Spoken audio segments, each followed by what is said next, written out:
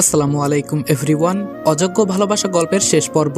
তো চলো বেশি কথা না বলে গল্প শুরু করা যাক। সকালে তিশার ডাকে ঘুম ভাঙলো। তিশা বলল, তাহলে স্যারের ঘুম ভাঙলো? আমি বললাম তবে ভালো করে ঘুমাতে পারলাম কই, তুমি তো এর আগে ডেকে তুললে। তিশা বলল, বেলা কয়টা হয়েছে খেয়াল আছে আপনার? আমি বললাম, কয়টা বাজে? তিশা বলল, 6টা। আমি বললাম, এখন কিন্তু সত্যি সত্যি মাইর খাবা, এত সকালে ডেকে তোলার কোনো মানে হয়? তিশা বলল, এই তোমার চোখগুলো এমন লাল হয়ে আছে কেন? এই রে, এখন কি বলবো, মিতুর কথা তো আর বলা যাবে না। আমি বললাম, আসলে আজ বহুদিন পর তোমাকে কাছ থেকে দেখেছি, অনেক সুন্দর লাগছিল। তোমাকে দেখতে দেখতে কখন যে এত রাত হয়ে গিয়েছিল বলতে পারি নাই, তাই রাতে বেশি ঘুমাতে পারি নাই। তিশা চুলগুলোকে একটু সরিয়ে হালকা ভাবে নিয়ে বলল, এতটা সুন্দর আমি না। আমি একটা হাসি দিলাম। তিশা বলল, এভাবে হাসার কি আছে? আমি বললাম, না এমনি আমার বউকে দেখে কি আমি হাসতে পারি না? তিশা বলল, তাই বলে কোনো কারণ ছাড়া?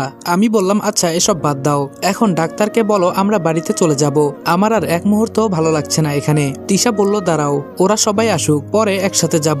আমি বললাম, কিছুক্ষণ পর সবাই চলে আসলো।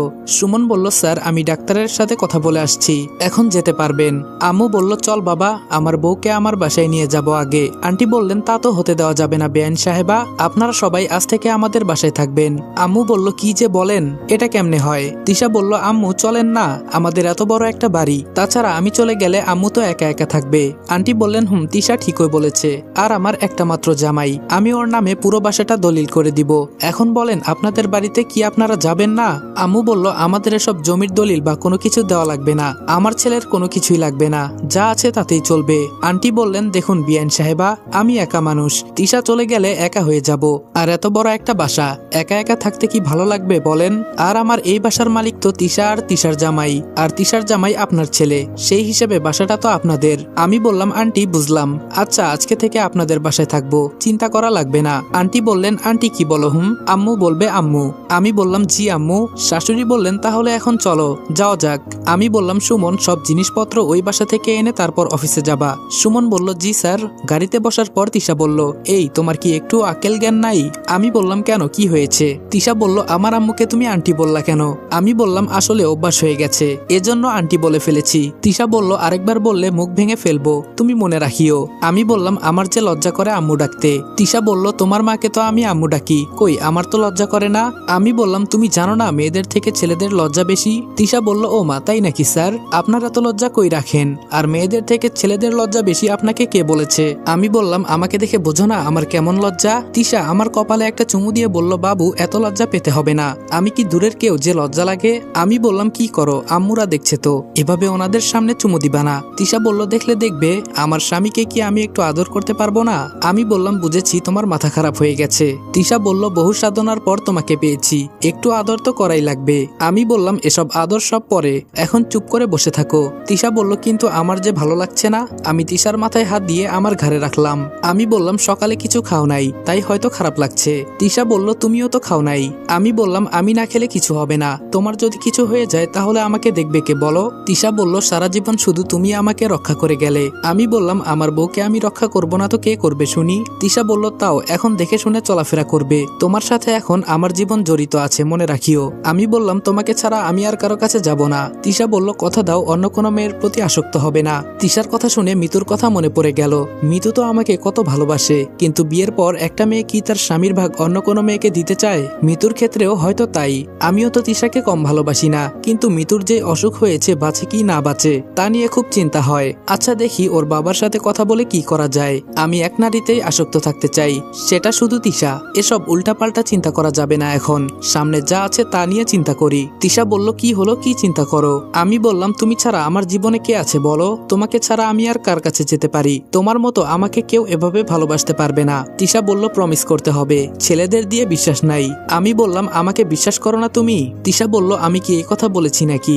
আমি বললাম, আচ্ছা বাবা, এই যে তোমার মাথায় হাত রেখে বলছি, আমি আমার বউ ছাড়া অন্য কোনো মেয়ের দিকে তাকানো তো দূরের কথা, ওদের সাথে কথাই বলবো না। আর যদি কোনো মেয়ে আমার সাথে কথা বলতে আসে তাহলে আগেই সরাসরি বলবো আমার বউ আছে। তিশা বলল, তোমার কথা শুনে খুশি হলাম, আর আমাকে আমাকে কি দেখেছো কোনো ছেলের সাথে কথা বলতে?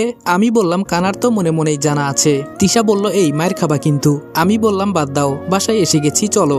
আমি আগে যে রুমে থাকতাম সেখানে চলে গেলাম। আমার পেছনে পেছনে তিশা আসলো। তিশা বলল আমি বাথরুম থেকে ফ্রেশ হয়ে আসি। শরীরটা অনেক ভারী লাগছে। আমি বললাম যাও। আমি ফোনটা বের করে সবার জন্য খাবার অর্ডার করে ফেললাম। একটা অচেনা নাম্বার থেকে কল এলো। ফোনটা রিসিভ করে আমি বললাম কে বলছেন? ওপাশ থেকে বলল আমি বলছি। আমি বললাম এই আমিটা কে, যদি একটু নামটা বলতেন। ফাহিম বলল আরে শালা আমাকে চিনিস না? আমি ফাহিম। আমি বললাম এতদিন পর যে কল দিলি? ফাহিম বলল খুব বিজি থাকি রে বেডা। আমি বললাম থাকবি তো, বন্ধু বান্ধব নাই। ফাহিম বলল এভাবে বললি কেন? আমি বললাম মানুষ চিনতে ভুল করেছি, তাই আমি মাঝে মাঝে কি চিন্তা করি জানিস? সবাই বন্ধুত্ব রাখার মতো যোগ্যতা রাখে না। ফাহিম বলল আজও তোর কথা বুঝি না। আমি বললাম এত বুঝতে হবে না, এখন বল তুই কেমন আছিস? ফাহিম বলল এই তো আলহামদুলিল্লাহ ভালো, তুই? আমি বললাম আমিও ভালো আছি। ভাবি কেমন আছে? ফাহিম বলল অনেক অনেক ভালো, আর দোয়া করিস সামনে মাসে আমার ছেলে হবে। আমি বললাম অবশ্যই, অনেক অনেক দোয়া করি। বর্তমানে কি করিস? ফাহিম বলল ব্যবসা দেখাশোনা করি। আমি বললাম ভালো থাকিস রে। ফাহিম বলল তুই বিয়ে করিস নাই? আমি বললাম করেছি তো। ফাহিম বলল কাকে বিয়ে করলি? আমি বললাম তিশাকে। ফাহিম বলল তিশার সাথে না তোর ঝগড়া হয়েছিল, কিন্তু কিভাবে আবার এক হলি? আমি বললাম এত কিছু জেনে তোর লাভ আছে, কিছু কিছু বিষয় অজানা থাক, বলে ফোনটা রেখে দিলাম। তিশা বলল কার সাথে কথা বললা? আমি বললাম কতগুলো বেঈমান বন্ধুর সাথে। তিশা বলল কার সাথে? আমি বললাম ফাহিমের সাথে। তিশা আমার কাছে এসে জড়িয়ে ধরে বলল তুমি ওকে কোনোদিন কল দিয়েছিলা? আমি বললাম আরে আমি তো বিজি থাকি। তিশা বলল তাহলে তোমার যেমন সময়ের দাম আছে অন্যজনেরও তো সময়ের দাম আছে নাকি? আমি বললাম এত কথা কই থেকে শিখলা? তিশা বলল তোমার বউ অনেক বুদ্ধিমান, তুমি জানো না? আমি বললাম জানা আছে তো। আমার বউ কেমন বুদ্ধিমান? এভাবে তিশার সাথে দুষ্টু মিষ্টি ভালোবাসায় চলে গেল অনেক দিন। এখন আমি মোটামুটি অনেক সুস্থ, তবে তিশার ভালোবাসায় মিতুর কথা আমি ভুলে গেছি। তো একদিন রাতে তিশা আমার বুকে মাথা রেখে ঘুমিয়ে আছে। মিতুর খবরটা একটু নেওয়া দরকার, তাই আমি মিতুকে কল দিলাম। দেওয়ার সাথে সাথে ধরে ফেললো। আমি বললাম কি মিতু কেমন আছো? মিতু বলল এই তো ভাইয়া আমি অনেক ভালো আছি। আমি বললাম আজকে হঠাৎ ভাইয়া বললা যে? মিতু বলল তার তো কোনো কারণ অবশ্যই আছে। আমি বললাম সেই কারণটা কি আমি জানতে পারি? মিতু বলল পাখি আমাকে সবকিছু বলেছে তোমার ব্যাপারে, তুমি ওই দিন পাখির সাথে কথা বলেছ। আমি বললাম তাহলে তুমি ডাক্তার দেখাও না কেন? এভাবে চললে কি তুমি বাঁচতে পারবে? মিতু বলল ডাক্তার দেখাতে গিয়েই তো যত সব সমস্যা। আমি বললাম বুঝলাম না, কি হয়েছে খুলে বলো। মিতু বলল ওই ডাক্তার আমাকে দেখে নাকি পছন্দ হয়ে গেছে। আমি বলেছি আমার এই অসুখে বাঁচার মতো কোনো সম্ভাবনা নাই, কিন্তু ও বলেছে আমি আছি না, সবকিছু আমি দেখে নিব। সব হয়েছে পাখির জন্য, ও আমাকে জোর করে নিয়ে গেছে। পাখিও ওকে বলেছে আমিও নাকি ওকে পছন্দ করি, আর ছেলেটার নাকি বাবা মা কেউ নাই, তাই আমারও একটু দয়া হয়েছিল। আর বাবা আসছিল কয়েকদিন আগে, বাবার সাথে ওই ছেলে কথা বলেছে, আর আমাদের বিয়েও হয়ে গেল আজকে 5 দিন। আমি বললাম মাশাল্লাহ, দোয়া করি তোমার জীবনে যেন কোনো অশান্তি না আসে, তোমার জন্য আমার অনেক চিন্তা ছিল। মিতু বলল দোয়া করিও আমার জন্য। এভাবে মিতুর সাথে অনেকক্ষণ কথা বলে ফোনটা রেখে দিলাম। আজকে আসলে অনেক খুশি লাগছে, মিতুকে নিয়ে আমার আর চিন্তা করতে হবে না, ওর জীবন সঙ্গী ও পেয়ে গেছে। এই খুশিতে আগামীকাল আমার বাসর রাতটা সেরে ফেলতে হবে। সকালে যখন ঘুম ভাঙলো তখন দেখি তিশা আমার বুকে জড়িয়ে ধরে আছে। আমি উঠতে চেষ্টা করতেছি কিন্তু পারছি না। তিশা আমাকে অনেক শক্ত করে জড়িয়ে ধরেছে। আমি বললাম এই তিশা। ঘুম ঘুম চোখে বলল কি হয়েছে, এত ডাকছো কেন? আমি বললাম এত ডাকছি কেন, তুমি ঘুমাইলে ঘুমাও, আমাকে তো যেতে দিবা নাকি? তিশা বলল তোমার বউ যতক্ষণ পর্যন্ত ঘুমাবে তোমাকেও শুয়ে থাকতে হবে। আমি বললাম এমন করে না লক্ষ্মী বউ আমার, অনেক সকাল হয়ে গেছে, প্লিজ ছাড়ো। তিশা বলল ধুর, তোমার জন্য কি এখন ঘুমাতেও পারবো না? আমি বললাম তোমার জামাই এখন কফি খাবে, যাও কফি বানিয়ে নিয়ে আসো। তিশা বলল কি? আমি বললাম তুমি না লক্ষ্মী বউ হতে চাও, তাহলে স্বামীর আদেশ মানো না কেন? তিশা বলল আমি তো জীবনেও কফি বানাই নাই। আমি বললাম বানাও নাই তো কি হয়েছে, আমার জন্য বানাবা এখন থেকে। তিশা আমার উপর চোখ গরম করে বাথরুমে চলে গেল। ফ্রেশ হয়ে তিশা বলল বাবু আজকে কফি না খেলে হয় না, আমি আগে ইউটিউব থেকে দেখে শিখে নেই, পরে কালকে থেকে তোমাকে কফি বানিয়ে খাওয়াবো। আমি বললাম তাহলে এখন বুঝো তোমাকে আমি ছাড়া কোন ছেলে বিয়ে করবে, না পারো কিছু করতে, না পারো কিছু বাঁধতে। তিশা রাগ দেখিয়ে চলে গেল। এই সুযোগে আমি ফ্রেশ হতে লাগলাম। কিছুক্ষণ পর তিশা হাতে করে একটা কফির মগ নিয়ে এলো। আমি বললাম এত বড় মগ নিয়ে আসছো কেন? তিশা বলল আজকে না তুমি কফি খাবে, নাও খাও, জন্মের খাওয়া খাও, যাতে আর বলতে না পারো কফি খাবো। আমি বললাম না বাবা থাক, আমার কফি খাওয়া হয়ে গেছে। তিশা বলল আমি বলেছি খেতে, খাবি নাকি শরীরে ঢেলে দিব? আমাকে এত কষ্ট দিয়ে স্যার বলে এখন নাকি কফি খাবে না। আমি বললাম আমার লক্ষ্মী বউ, এমন করে না প্লিজ। তিশা বলল আজকে মাফ করে দিলাম, আর যদি কোনোদিন ঘুম থেকে উঠে কফির জন্য বায়না ধরো তাহলে এভাবে কফি খাওয়াবো। আমি বললাম কফি খাওয়ার জন্য আজকে যে হিস্ট্রি করলা সারা জীবন আমার মনে থাকবে বাবা। তিশা কফির মগটা রেখে আবার আমার কাছে আসলো। তিশা বলল বলল, রাগ করেছো বেবি? আমি বললাম, আরে না, আমি আবার রাগ করব কেন? তিশা বলল, রাগ করিও না, আমি আগে আম্মুর থেকে কফি বানানো শিখি, পরে তোমাকে বলতে হবে না। প্রতিদিন সকালে ঘুম থেকে উঠেই তুমি তোমার কফি পেয়ে যাবে। আমি বললাম, আজকে আমি একটু অফিসে যাব, আবার কিছুক্ষণ পর ফিরে আসব, তুমি রেডি থাকিও, তোমাকে নিয়ে মার্কেটে যাব। তিশা বলল, মার্কেটে কেন গো? আমি বললাম, দরকার আছে। তিশা বলল, ওকে বাবু। আমি রেডি হয়ে চলে গেলাম অফিসে। অফিস থেকে আসতে আসতে প্রায় বিকাল হয়ে গেল। অনেকদিন যাই নাই তো, এজন্য কাজের চাপটা একটু বেশি। কলিং বেল বাজাতেই তিশা দরজা খুলে দিল। তিশা রেগে বলল, এতক্ষণে তোমার আসার সময় হলো? সেই কখন থেকে অপেক্ষা করছি তোমার জন্য। আমি বললাম, মাশাল্লাহ, আজকে তো আমার বউকে খুব সুন্দর লাগছে। তিশা লজ্জা পেয়ে বলল, সত্যি? আমি বললাম, আমি কি আর মিথ্যা বলতে পারি? তিশা বলল, বউটা যেহেতু তোমার, দেখার অধিকারটাও শুধু তোমারই, আর কারো না। আমি তিশাকে জড়িয়ে ধরে বললাম, এই তো আমার লক্ষ্মী বউ, সত্যি আমি ভাগ্যবান তোমার মতো বউ পেয়ে। তিশা বলল, আচ্ছা যাও, তুমি এখন ফ্রেশ হয়ে আসো, আমি অপেক্ষা করছি। আমি বললাম, এই যাবো আর আসবো, তুমি 1 মিনিট দাঁড়াও, আমি 20 মিনিটে আসছি। তিশা বলল, 5 মিনিটের বেশি 1 মিনিট দেরি হলে তোমার সাথে আমি আর মার্কেটে যাব না, মনে রাখিও। আমি তিশার কথা শুনে তাড়াতাড়ি বাথরুম থেকে ফ্রেশ হয়ে আসলাম। আমি বললাম, চলো বাবু, আমি রেডি। তিশাকে নিয়ে বের হলাম, একটা রিক্সা নিয়ে রওনা দিলাম। তিশা বলল, জানো রনি? আমি বললাম, বলেন গো। তিশা বলল, মাঝে মাঝে প্রিয়জনের পাশে বসে যাওয়ার যে কি আনন্দ বলার বাহিরে। আমি তিশার দিকে এক দৃষ্টিতে তাকিয়ে আছি। তিশা বলল, এভাবে কি দেখো? আমি বললাম, তোমাকে যতই দেখি ততই ভালো লাগে। আচ্ছা, তুমি কি দিনে দিনে সুন্দরী হচ্ছ নাকি? আমার কথা শুনে তিশা মুচকি মুচকি হাসতে লাগলো। মার্কেট শেষ করে বাসায় আসলাম রাতে। আমি বললাম, তিশা। তিশা বলল, বলেন মহারাজ। আমি বললাম, এই শাড়িটা পরো তো, আজকে মার্কেট থেকে যে শাড়িটা এনেছি।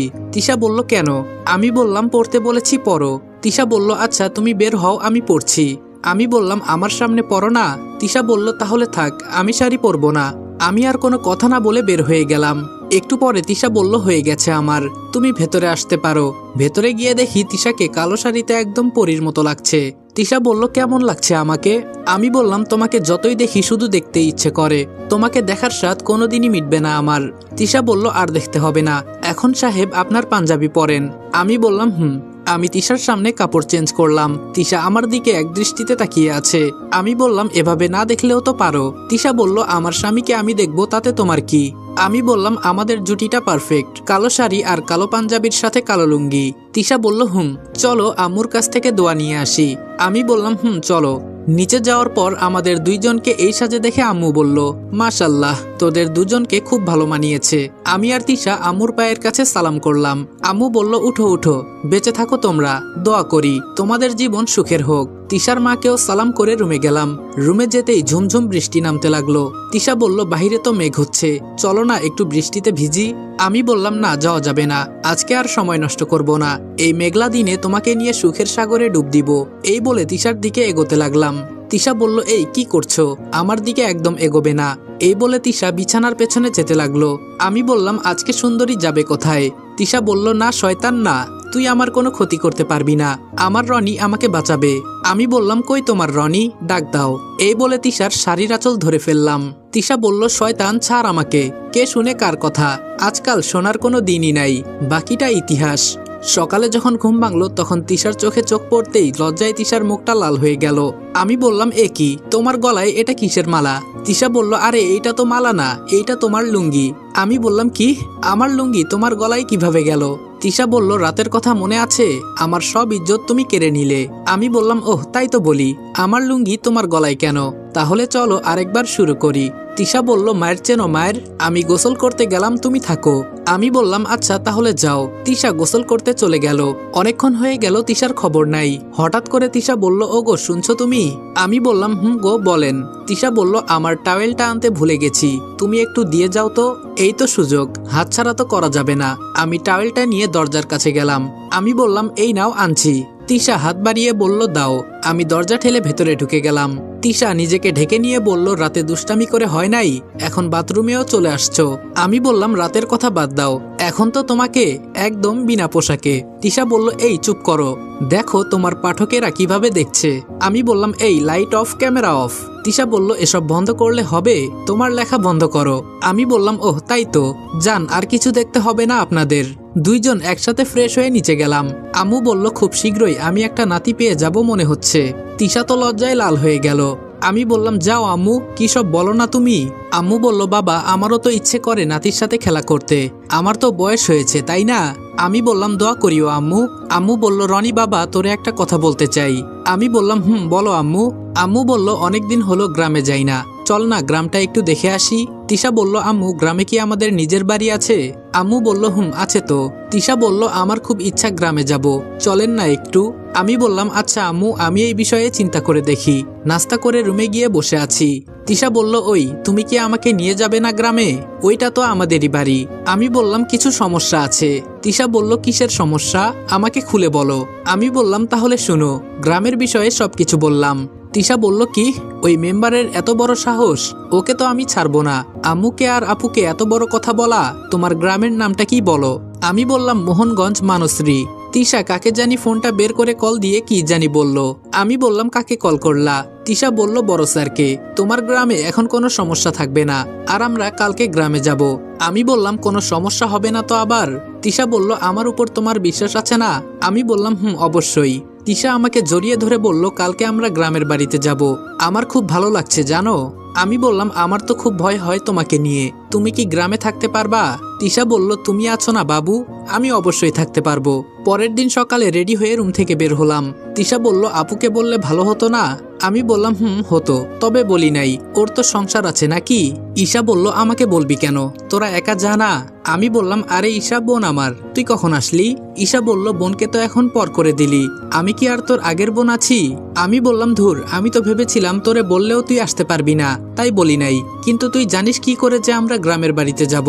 ঈশা বলল আম্মু বলেছে। আমি বললাম ও আচ্ছা, তাহলে চল। আমি, তিশা, ঈশা, আম্মু আর তিশার আম্মু সবাই মিলে বাসা থেকে বের হলাম। আমি বললাম আমাদের গাড়ি নিব না, আজকে বাসে করে যাব। তিশা বলল এই কি বলো তুমি, আমি তো বাসে করে যাই নাই কখনো, তাছাড়া আমাদের তো নিজস্ব গাড়ি আছে। আমি বললাম তো কি হয়েছে, আমরা গ্রামে ঘুরতে যাইতেছি, কোনো বড়লোকই দেখাতে নয়। আম্মু বলল বাবা রনি থাক, গাড়ি দিয়েই যাই, না হলে ওনাদের অসুবিধা হবে। তিশা বলল না মা থাক, আমরা বাসে করে যাব, চলো সবাই। আমি আর কোনো কথা বললাম না, বাসের টিকিট কেটে উঠে পড়লাম। তিশাকে আমার পাশে জানালার কাছে বসতে দিয়েছি। আমি বললাম ভালো লাগছে নাকি খারাপ লাগছে? তিশা বলল না অনেক ভালো ফিল করছি। আমি বললাম তিশা বলল এই একটা গান বলো না। আমি বললাম তোমার মাথা খারাপ হয়ে গেছে, এখন এখানে গান বলবো? তিশা বলল বলো, আমি আজকে তোমার গান শুনবো। আমি বললাম কুত্তার মতো কণ্ঠ আমার, গান শুনে মানুষ পালিয়ে যাবে। তিশা বলল বাহানা দেখালে হবে না, গান আজকে বলতেই হবে। আমি বললাম বাবু দেখো এটা পাবলিক প্লেস, এখন গান বললে মানুষ পাগল বলবে। তিশা বলল তাহলে তুমি বলবে না? আমি তিশার মাথাটা আমার কাঁধে রেখে দিয়ে বললাম এখন চুপটি করে ঘুমিয়ে থাকো। তিশা বলল আমার তো তোমার সাথে কথা বলতেই খুব ভালো লাগছে।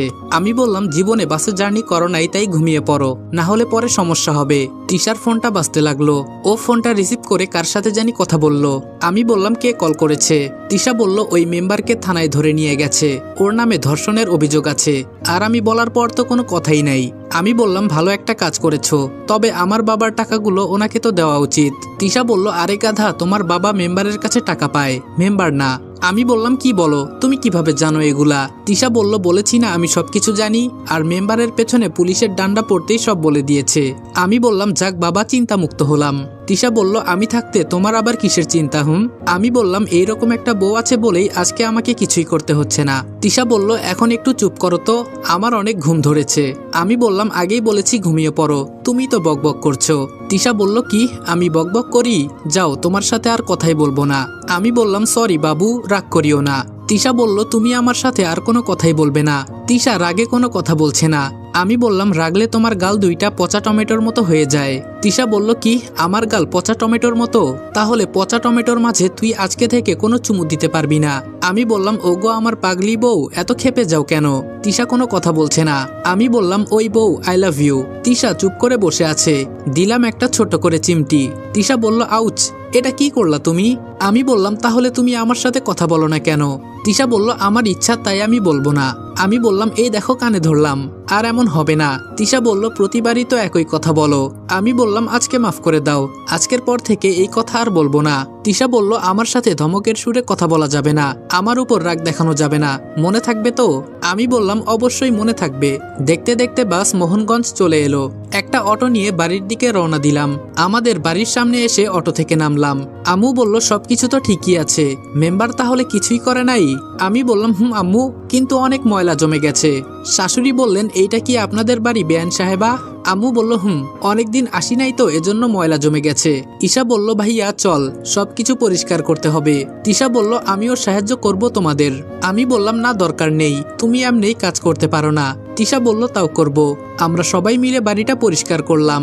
ঈশা বলল, ভাইয়া পানির ট্যাঙ্ক তো মনে হয় নষ্ট হয়ে গেছে। আসলে আমার বোনকে বাবা অনেক ভালোবাসতো, এজন্য বাবা আমাদের বাড়িতেই বাথরুম দিয়েছে। আমি বললাম, আমি বাজার থেকে আসছি, আর মেকানিককে বলবো নিয়ে আসতে। তিশা বলল, না তুমি যাবে না, আমি একা একা থাকতে পারবো না। আমি বললাম, এই যাব আর আসবো, আর কোনো কিছুর দরকার হলে ঈশাকে বলবে। ঈশা বলল, আরে ভাবি, আমি আছি তো। ভাইয়া তাড়াতাড়ি যা তো। আমি বাজারের উদ্দেশ্যে রওনা দিলাম। বাজার করে আবার বাসায় আসলাম। আমার রুমটা একটু ছোট, আগে তো একা একা থাকতাম, এজন্য বাজারগুলো আম্মুর কাছে দিয়ে রুমে গিয়ে দেখি তিশা শুয়ে আছে। আমি বললাম, তিশা, তোমার আবার কিছু হয় নাই তো? তিশা বলল, না গো, গোসল করব, শরীরটা ভালো লাগছে না। আমি বললাম, মেকানিক এসে গেছে, এই কিছুক্ষণের মাঝে ঠিক হয়ে যাবে। তিশা বলল, গ্রাম অঞ্চল এত সুন্দর হয় আমার তো জানাই ছিল না। আমি বললাম, আচ্ছা তুমি ঘুমাও, আমি দেখে আসি। তিশা আমাকে টান দিয়ে বুকের মাঝে নিয়ে জড়িয়ে ধরলো। তিশা বলল, তোমাকে ছাড়া আমি ঘুমাতে পারি না, তুমি জানো না? আমি বললাম, আচ্ছা বুঝলাম, এখন একটু কাজ করতে দাও। তিশা বলল, না, চুপ করে শুয়ে থাকো। ফোনটা বের করে দেখি সুমন কল দিয়েছে। হ্যাঁ সুমন, বলো। সুমন বলল, স্যার আপনি কোথায়? আমি বললাম, গ্রামের বাড়িতে চলে আসছি, কয়েকদিন তোমাকে একটু কষ্ট করতে হবে, তুমি একটু দেখাশোনা করবে, যাতে কোনো রকম সমস্যা না হয়। সুমন বলল, স্যার তা না হয় দেখে নিব, কিন্তু আপনার সাইন লাগতো। আমি বললাম, রেখে দাও, ওইটা আমি এই ধরো বেশি হলে 4 দিন থাকবো, এর উপরে না। সুমন বলল, ওকে স্যার। ফোন রাখার পর তিশা বলল, এই আমরা 4 দিন থাকবো মানে? আমি তো ভেবেছিলাম 1 মাস থাকবো। আমি বললাম, আমার অফিস দেখাশোনা করবে কে? এভাবে চললে ব্যবসা লাটে উঠে যাবে। তিশা মন খারাপ করে বলল, আমি বললাম, মন খারাপ করার কিছু নেই, তবে যখন আমরা সময় পাবো তখনই গ্রামের বাড়িতে চলে আসবো। তিশা বলল, সত্যি বলছো তো? আমি বললাম, ঈশা বলল, ভাইয়া মেকানিক চলে গেছে। আমি বললাম, ঠিক হয়েছে? ঈশা বলল, ভাইয়া। আমি বললাম, আচ্ছা। তিশা বলল, চলো গোসল করব আমি। আমি বললাম, যাও, আমি একটু ঘুমাই। আমি বললাম, আচ্ছা চলেন ম্যাডাম। তিশা আগে আগে যেতে লাগলো আর আমি পেছনে। বাথরুমের দরজাটা আমি লাগাতেই ঠাস করে একটা শব্দ হলো। তিশা বলল, ও মা গো, আমি গেলাম। আমি দৌড়ে গিয়ে তিশাকে জড়িয়ে ধরলাম। আমি বললাম, কিভাবে পড়লে? তিশা বলল, এটাকে বাথরুম বলে? আমার কোমরটা গেল। আমি বললাম, আমি তো আগেই বলেছি গ্রামে সবকিছু উল্টাপাল্টা লাগবে তোমার কাছে, একটু দেখে শুনে চলবে না? দিলে তো আমার কাজ বাড়িয়ে। তিশা বলল, এখন আমি কিভাবে গোসল করব? আমি বললাম, চুপ করে দাঁড়িয়ে থাকো। তিশাকে আমি নিজ হাতে গোসল করিয়ে দিয়ে বিছানায় শুইয়ে দিলাম। আমি বললাম, তুমি একটু শুয়ে থাকো, আমি আসছি। আমি বাজার থেকে তিশার জন্য ঔষধ নিয়ে এলাম। আমি বললাম, এখন উল্টা হয়ে শুয়ে পড়েন ম্যাডাম। তিশা বলল, কেন? আমি বললাম, ঔষধ লাগাতে হবে, না হলে কমবে না। তিশা বলল, আচ্ছা। আমি তিশার পিঠে ঔষধ লাগাতে লাগলাম। তিশা আমার দিকে তাকিয়ে বলল, এত দায়িত্ববান কেন গো স্যার আপনি? আমি বললাম, আমার বইয়ের সেবা যদি আমি করতে না পারি তাহলে কিসের পুরুষ আমি? তিশা বলল, আসলে সরি, আমার একটু দেখে শুনে চলা উচিত ছিল। আমি বললাম, এটা গ্রাম এলাকা, মনে রাখবে। তিশা বলল, অবশ্যই মনে রাখবো। রাতে খাবার খেয়ে রুমে শুয়ে আছি, তিশা আমার বুকে। তিশা বলল, আচ্ছা রনি, ভালোবাসা কত প্রকার বলতে পারো? আমি বললাম, এইটা আবার কেমন প্রশ্ন? তিশা বলল, আরে বলো না। আমি বললাম, ভালোবাসার আবার কোনো প্রকার হয় নাকি? যে যেমন ভালোবাসতে পারে তার ভালোবাসা তত খাঁটি, আর এর মাঝে কোনো প্রকার নেই। তিশা বলল, তাহলে ভালোবাসার রং কেমন এটা তো তুমি জানো তাহলে? আমি বললাম, আমার মতে ভালোবাসার রং লাল। তিশা বলল, কেন কেন? আমি বললাম, এই ভালোবাসার জন্য কত ছেলে যে জীবন দিয়েছে তার কোনো হিসাব নেই, কেউ হাত কেটে, কেউ বুকের তাজা রক্ত দিয়ে, কেউ আবার গলায় দড়ি দিয়ে। তিশা বলল, তোমার কথা ঠিক, ভালোবাসার রং লাল, কিন্তু ওরা ভালোবাসার মাঝে কি পায় যে ওরা ওদের জীবন দিয়ে দেয়? আমি একটা হাসি দিয়ে বললাম, তাহলে তুমি আমাকে ভালোবেসে কি পাও? তিশা বলল, আর বলতে হবে না। আচ্ছা, আমাদের ভালোবাসা তো অন্যদের মতো না, আমাদের ভালোবাসার রং কেমন? আমি বললাম, অসীম, যেটার কোনো সীমা নেই। তিশা বলল আমি তোমাকে অনেক ভালোবাসি। তিশা আমাকে আরো শক্ত করে জড়িয়ে ধরে আমাকে ওর প্রতি আকর্ষণ করতে লাগলো। আমি বললাম তিশা এসব করা বন্ধ করো। তিশা হঠাৎ থেমে গিয়ে বলল কেন, তোমার ভালো লাগছে না? আমি বললাম ভালো আবার কার না লাগে, কিন্তু তুমি আজকে অসুস্থ, তাই আমি এসব চাই না। তিশা বলল বুঝে গেছি। তিশা কান্না করে বলল তুমি কেন আমায় এত ভালোবাসো বলো? আমি বললাম একটা মেয়েকে শুধু ভালোবাসলেই হয় না, তার কি চাওয়া না চাওয়া সবকিছুরও খেয়াল রাখতে হয়। তিশা বলল তুমি আমার কাছে পৃথিবীর বেস্ট স্বামী। আব্বু যখন বেঁচে ছিল সত্যি বলতো, সবসময়ই বলতো দেখিস এই ছেলেটা তোরে এত ভালোবাসে, তুই কোনো বিপদে পড়লে তোর জন্য জীবন দিতেও কোনো দ্বিধা করবে না। আমি বললাম আমার জন্য আঙ্কেল মারা গেছে, সত্যি আমি অনেক অনেক সরি, আমাকে মাফ করে দাও। তিশা বলল আরে কি যে বলো না, ওনার হায়াত কম ছিল এজন্য উনি মারা গেছে, এখানে তোমার দোষ নেই, আর এসব পেছনের কথা একদম বলবে না। আমি বললাম সরি, এখন অনেক রাত হয়ে গেছে, ঘুমাও। তিশা বলল এভাবে দেখতে দেখতে 4 দিন চলে গেল। আর একটা বিষয় জেনে খুব অবাক হলাম, মেম্বারের মেয়েকে নাকি তার স্বামী বন্ধুদের দিয়ে ধর্ষণ করিয়েছে আর মেরে ফেলেছে, কারণ বিয়ের পরেও নাকি অন্যদের সাথে শারীরিক সম্পর্ক করত। এসব মেয়েদের সাথে এমনই হওয়া উচিত। সকালে সবাই মিলে একসাথে বসে আড্ডা দিচ্ছি। আমি বললাম আম্মু বিকালে আবার চলে যাব, এমনিই অনেক দিন হয়ে গেছে। ঈশা বলল ভাইয়া আর কয়টা দিন থাকি না? আমি বললাম একদমই না, এমনি আমার ব্যবসা ফেলে এসেছি। ঈশা বলল ভাবি তুমি ভাইয়াকে কিছু বলো না? তিশা বলল তোমার ভাই আমার কথা শুনে? আম্মু বলল আবার কবে আসবি? আমি বললাম যখন ছুটি থাকে, মানে অফিসে বেশি কাজ থাকবে না তখন। বিকালে রুমে গিয়ে রেডি হতে লাগলাম। তিশা বলল আমি এখন ঢাকায় গিয়ে কি করব? আমি বললাম যখন তোমার পথ শেষ হয়ে যাবে তখন ছেড়ে দিয়ে আমি আর তুমি মিলে দুজনেই অফিস দেখাশোনা করব। মাঝে মাঝে 1-2 দিন আমি অফিসে যেতে পারি না, তখন তুমি একটু দেখে আসবে আর সংসার সামলাবে। তিশা বলল সংসারটা আবার কোথায়? বাড়িতে বসে বসে আমি কি করব? আমি তিশাকে জড়িয়ে ধরে বললাম যখন আমাদের বেবি হবে তখন বুঝতে পারবে, এখন তো শুধু আমি জ্বালাই। তিশা বলল এই আমার না খুব ইচ্ছে আমাদের একটা বেবি থাকবে। আমি বললাম চিন্তা করিও না, ইনশাআল্লাহ অবশ্যই হবে। রাতে আমরা শহরে পৌঁছে গেলাম, আর এভাবে দুষ্টু মিষ্টি ভালোবাসায় আমাদের সংসার চলতে লাগলো। আসসালামু আলাইকুম এভরিওয়ান। অযোগ্য ভালোবাসা গল্প এখানেই শেষ করলাম। গল্পটা কেমন হয়েছে সবাই কমেন্ট করে বলবেন, নাকি আজকেও চোরের মতো গল্প শুনে চলে যাবেন? এইটা কিন্তু একদমই করা যাবে না। যেহেতু গল্পটা সম্পূর্ণ শুনেছেন সেহেতু একটা মতামত অবশ্যই দিয়ে যাবেন কমেন্ট বক্সে। আর তোমরা যদি এই গল্পের সিজন 2 চাও তাহলে এই ভিডিওতে 20,000 কমেন্ট করে দাও।